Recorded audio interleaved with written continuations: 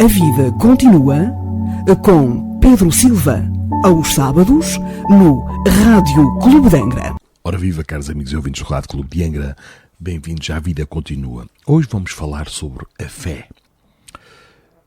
Allan Kardec citou a seguinte afirmação, que fé inabalável só o é a que pode encarar frente a frente a razão em todas as épocas da humanidade. Em torno da fé existem inúmeras afirmativas negando-lhe o caráter racional. Segundo alguns teólogos, raciocina-se sobre a crença, mas não sobre a fé. A fé, segundo eles, é uma virtude, um dom que transcende a própria razão. Por a colocarem como virtude ou dom transcendental, pertencente exclusivamente à área do sentimento, a que muitas pessoas confundem emoção com fé. Por isso, é comum pessoas dizerem ter sentido uma fé imensa, capaz de levá-las a grandes realizações no momento em que ouviam o relato de passagens do Evangelho ou de ações levadas a efeito por benfeitores da humanidade, ou até mesmo em decorrência da simples leitura de uma página edificante. A emoção, a vibração espiritual que os atos nobres suscitam nas almas já portadoras de alguma sensibilidade não pode ser confundida com fé. O estado emocional é transitório, enquanto a fé é permanente. A emoção, se for analisada e orientada pela inteligência, pode ser auxiliar valiosa para levar a criatura a se modificar para melhor.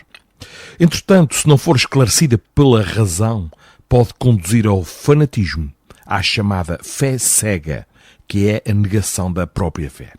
O mundo está cheio de exemplos tristes dos frutos do fanatismo religioso. Basta abrir os televisores, as televisões.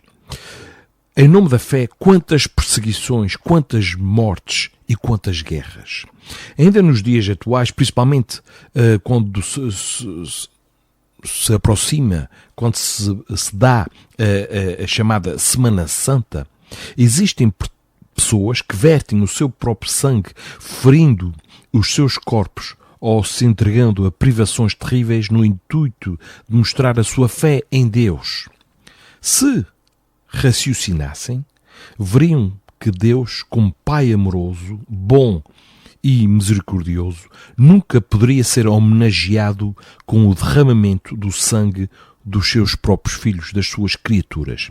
Esta concepção de um Deus sanguinário combateu-a o profeta Elias séculos antes de Jesus, quando enfrentou os sacerdotes que eram adoradores do Deus Baal.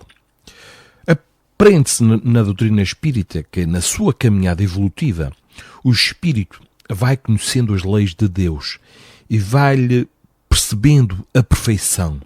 E quanto mais as conhece, mais se identifica com elas, mais confia na justiça e no amor do Criador, mais se consciencializa da sua perfeição e mais fortalece a sua fé. Essa, a fé que nasce do entendimento, da compreensão. E essa fé é inabalável, é indestrutível. O Espírito Emmanuel ensina o seguinte, que ter fé é guardar no coração a luminosa certeza em Deus, certeza que ultrapassou o âmbito da crença religiosa, fazendo o coração repousar numa energia constante de realização divina da personalidade. Conseguir a fé é alcançar a possibilidade de não mais dizer eu creio, mas sim afirmar eu sei, com todos os valores da razão tocados pela luz do sentimento. A fé que o Espiritismo preconiza não é uma fé contemplativa, capaz de levar uma pessoa à imobilidade em situações de êxtase, em que fica a aguardar providências de Deus em seu favor. Ao contrário, é uma fé dinâmica, edificada vagarosa e conscientemente pelo Espírito, à medida que evolui conforme ensina Emmanuel.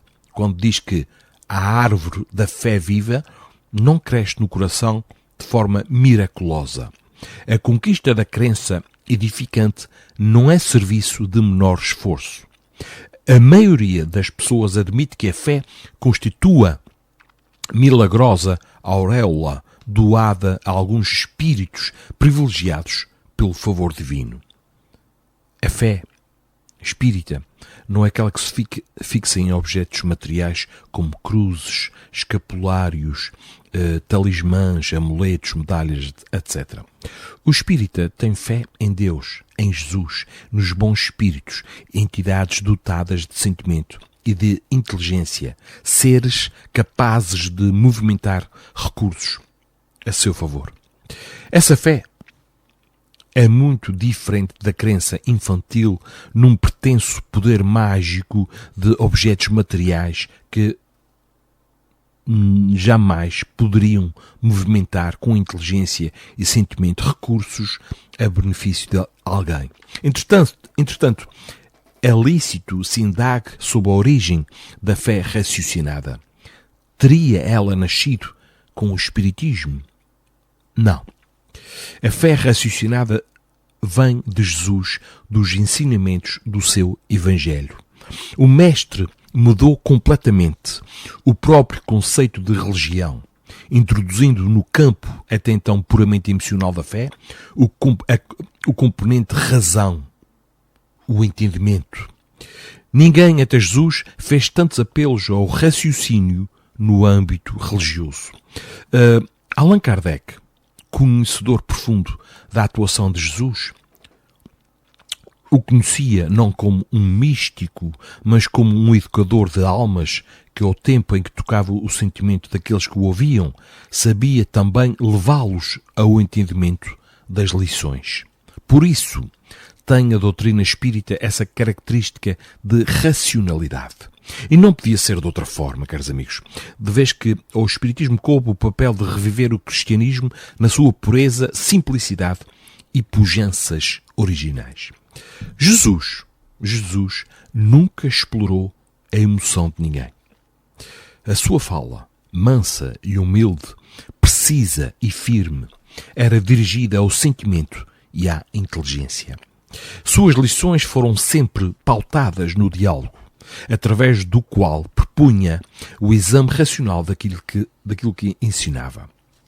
Censurado por haver curado uma mulher paralítica num sábado, bem poderia deixar que a própria cura falasse por ele, mas não perdeu a oportunidade de, através de uma pergunta, fazer pensar aqueles que o ouviam.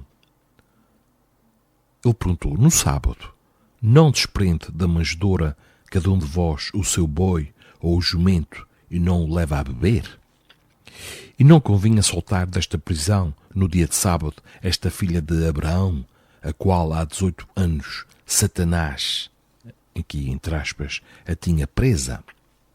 De outra feita, ele próprio perguntou aos doutores da lei, antes de curar um homem: é lícito curar no sábado?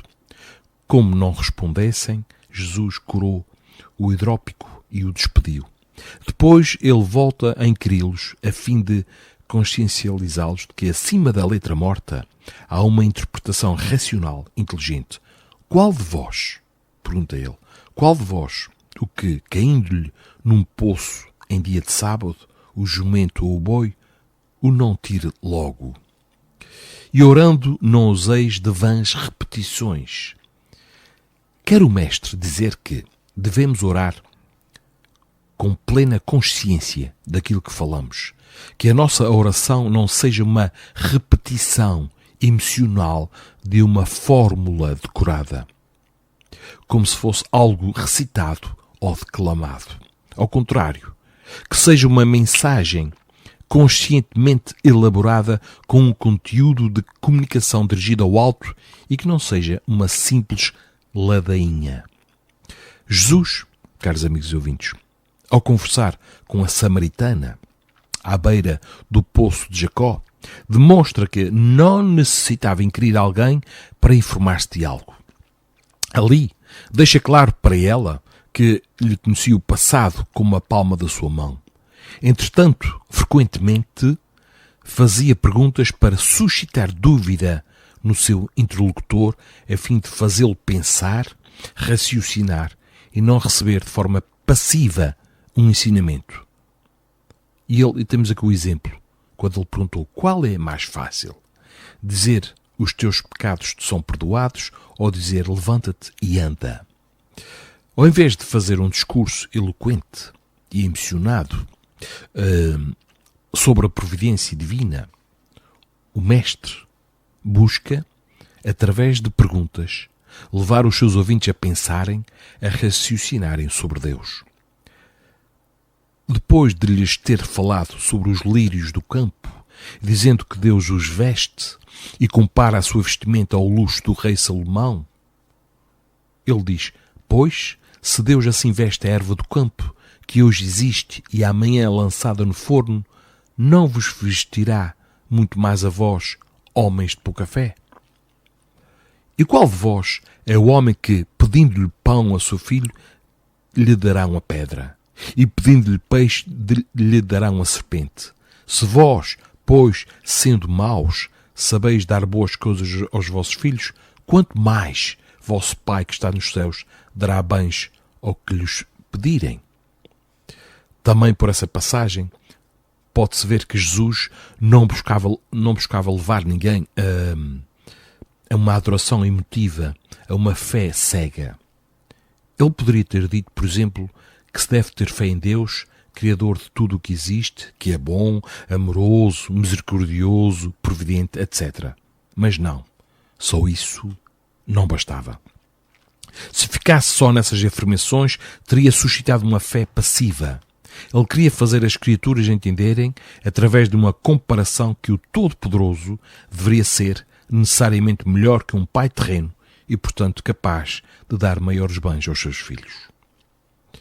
Os apelos, caros amigos, que Jesus nas suas lições fazia não só ao sentimento, mas também à inteligência, foram objeto de estudo até mesmo fora do ambiente religioso por um médico psiquiatra, Augusto Georges Curie, quando diz: ele não anulava a arte de pensar, ao contrário, era um mestre intrigante nessa arte. Cristo não discorria sobre uma fé sem inteligência. Para ele, primeiro se deveria exercer a capacidade de pensar e refletir antes de crer. Depois vinha o crer, sem duvidar. Se estudarmos os 4 evangelhos e investigarmos a maneira como Cristo agia e expressava os seus pensamentos, constataremos que pensar com liberdade de consciência era uma obra-prima para ele. O trecho do Novo Testamento que mais evidencia o ambiente pedagógico, de diálogo, de liberdade de análise, na busca de esclarecimentos que Jesus propiciava a todos que lhe ouviam as lições, é certamente o assim chamado A Transfiguração. Registra Mateus, no capítulo 17, que Jesus subiu a um alto monte, acompanhado de Pedro, Tiago e João. Ora bem, o mestre orou e se transfigurou, cobrindo-se de luz ao tempo em que apareceram, seguramente materializados, pois que os 3 discípulos os viram, e apareceram quem? Moisés e Elias, que conversaram com ele. Passado o momento sublime, ao regressarem, o mestre ordena aos discípulos que não contem nada do que acontecera até que ele ressuscitasse. É de se imaginar, caros amigos, o contentamento e a emoção que devem ter sentido aqueles discípulos ao contemplarem Jesus coberto de luz, Moisés, o conhecido pai dos profetas, e o grande profeta Elias. Entretanto, eles não se detiveram em atitude de contemplação mística, de deslumbramento. Pelo contrário, o raciocínio funcionou imediatamente na busca de resposta para algo que lhes pareceu estranho.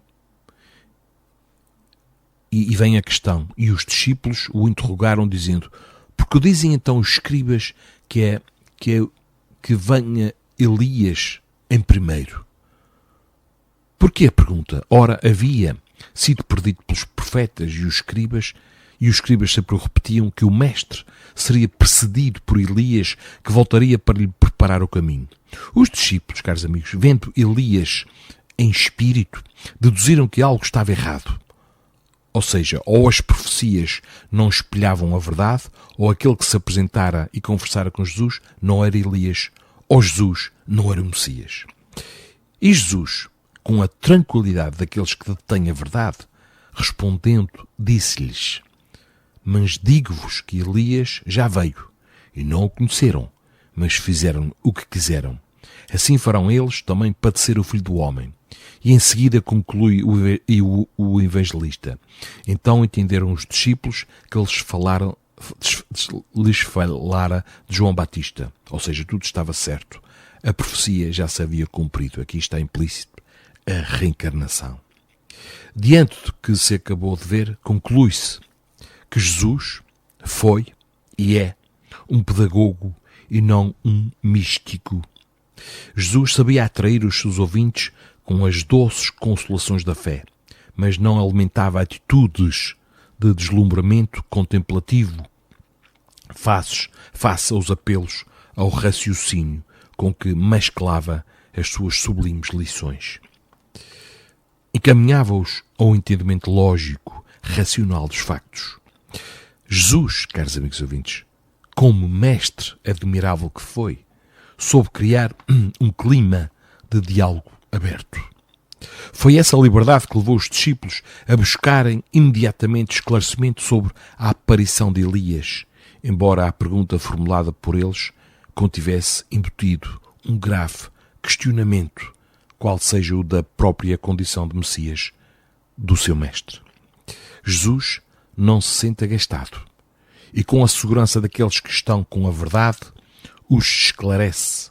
Assim vê-se claramente que Jesus não impunha as suas ideias, não violentava consciências, nem exigia fé cega sem exame, sem filtro, sem racionalidade. Não.